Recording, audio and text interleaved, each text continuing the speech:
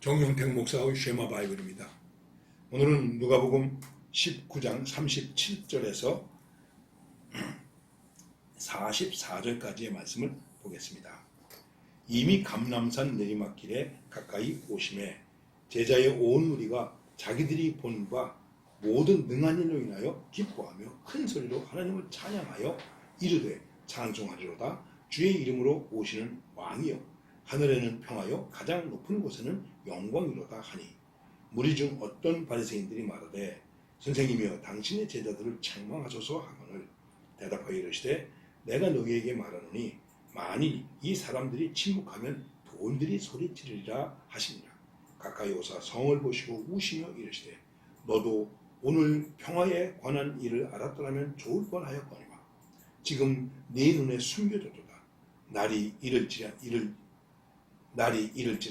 네 원수들이 토둔을 쌓고 너를 둘러 사면으로 가두고 또 너와 및 그 가운데 있는 네 자식들을 땅에 메어치며 돌 하나도 돌 위에 남기지 아니하리니 이는 네가 보살핌 받는 날을 알지 못함을 인함이니라.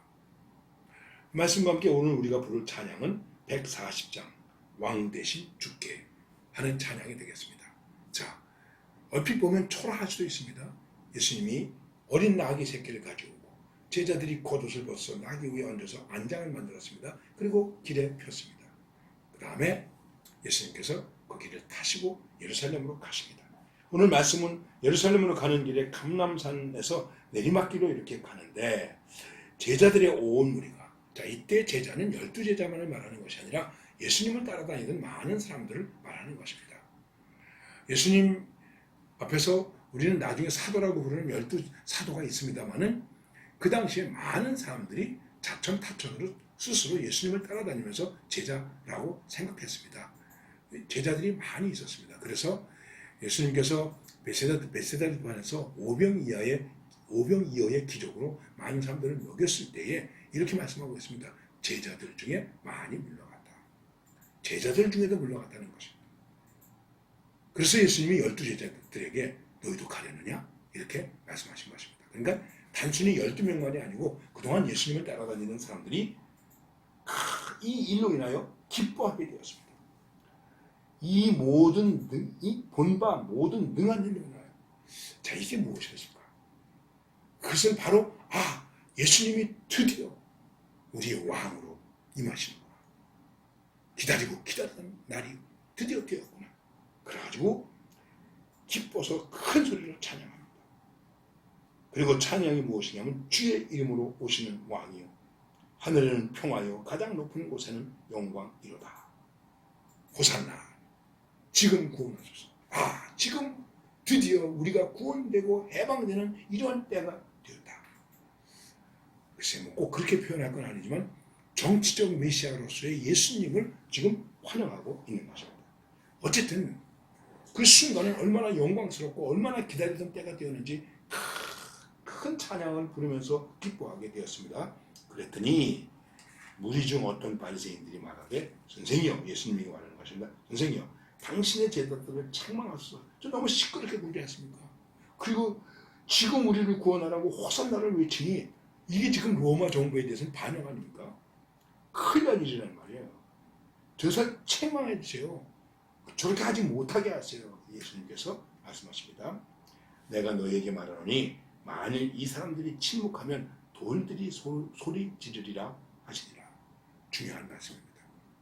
하나님의 말씀에 대해서, 하나님의 은혜에 대해서 우리가 침묵하면 어떻게 한다고요? 돌들이 소리 지르게 됩니다. 우리가 잠잠하면 돌들이 소리 지르게 됩니다. 우리는 이 점을 깊이 생각해야 됩니다.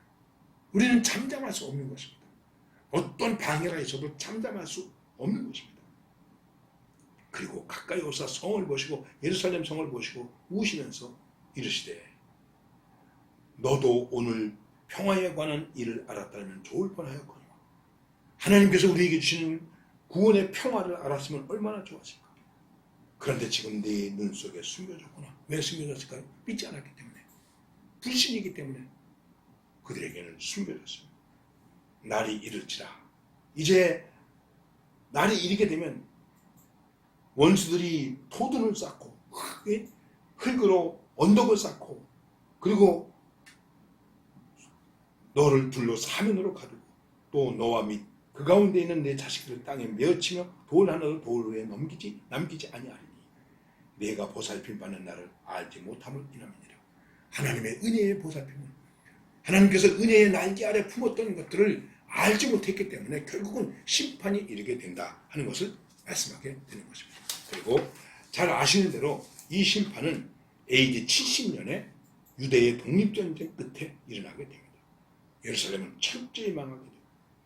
마지막에 마사다가 점령당하게 되는데 그 마사다를 점령할 때 로마 군인들이 토둔을 쌓습니다.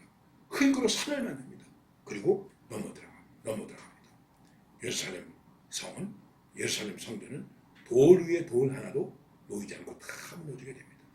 왜냐하면 이 사람들이 생각할 때 그 돌과 돌 사이에 금이 있다고 생각했습니다. 그래서 로마 군인들이 쫙 몰려들면서 그 돌 위에 돌 하나도 남기지 않도록 다 철저하게 파괴해버렸습니다. 사실 티토 장군은 그래도 약간 생각이 있는 사람이기 때문에 문화적 유산으로 예루살렘 성전이 가치가 있기 때문에 제발 부수지 말고 불태우지 말라 그랬는데 워낙 유대인들이 강하게 항전했기 때문에 아주 이게 악에 받쳐가지고 와서 불사르고 탁신들을 죽여서 요세비우스의 유대 역사에서 보면은 그 정말 사람들이 죽은 그 피의 흐름이 신의 물처럼 흘러내렸다고 이렇게 말하고 있습니다. 하나님의 평안, 하나님의 보호하심, 하나님의 사랑을 알지 못하고 깨닫지 못하고 받지 못한다면 그 마지막 결과는 어떻게 되겠는가 하는 것입니다. 이 말씀에서 핵심은 무엇일까요? 예수님을 왕으로 받아들여라. 예수님을 왕으로 모셔야 됩니다. 그래야 모든 것이 우리 안에서 은혜로 풀어지게 되는 것입니다. 예수님이 마지막까지 호소하는 것이 이것입니다. 우시면서 눈물을 흘리시면서 나를 너희들의 구원의 왕으로 모셔드리라. 이거 못하면 결국엔 이걸 알지 못했기 때문에 너희 자식까지도 내동댕이 치고 죽임을 당하는 처참한 광경에 빠지게 되는 것이다. 마지막 사랑의 호소를 하고 있습니다. 그리고 그 마지막 사랑의 호소와 함께 주님은 뜨거운 눈물을 흘리시는 것입니다. 스승으로서, 동족으로서, 하나님의 아들로서, 왕으로서, 구세주로서 흘리시는 예수님의 눈물, 예수님의 우심, 우리는 깊이 생각해야 됩니다. 혹여 오늘도 예수님께서 우리를 바라보시고 우리 교회를 보시고 눈물 흘리시지는 아니하실까? 여러분 깊이 생각하시면서 내가 그 앞에서 어떤 존재로 존재해야 된다. 정말 예수님을 왕으로 모셔드린 자로서 여기 그 예수님의 평화와 사랑을 가지고 존재하고 있는가? 이 점을 깊이 생각하면서 오늘도 왕 대신 예수님을 모신 자로서 평안을 누리며 승리하시기를 바랍니다.